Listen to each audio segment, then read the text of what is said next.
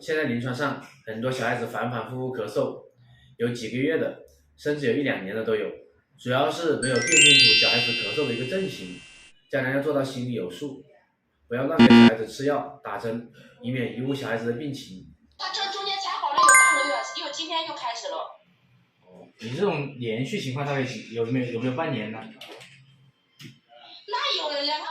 就是反正就是只要一感冒，一上课就咳嗽，一咳嗽都要20-30天，有的时候个把月才好。然后中间就是说不咳的情况下，每天晚上吃那个孟斯特钠。慢性咳嗽，很多家人就会比较紧张，小孩子咳得太久了。家长不要太过于焦虑，也不用太过于担心。临床上，我们中医一般把咳嗽分为3种症型，一种是寒咳，一种是热咳，一种是寒热错杂型咳嗽。寒咳它的主要症状就是晚上咳嗽，咳白稀痰，然后流清鼻涕，舌质比较淡白。这种咳嗽要用温药去化解，就不能吃清热化痰止咳的药，也不能吃抗生素类的东西，不能去打吊针和做雾化，因为这种属于寒凉性质的，治疗起来会没有效果，甚至会加重小孩子的一个咳嗽情况。第二个就是热咳，这种咳嗽一般以白天咳嗽为主，咳的是黄痰，然后流黄鼻涕，这种就可以吃清热化痰止咳的中药。第三种就是寒热错杂型咳嗽，白天和晚上都咳，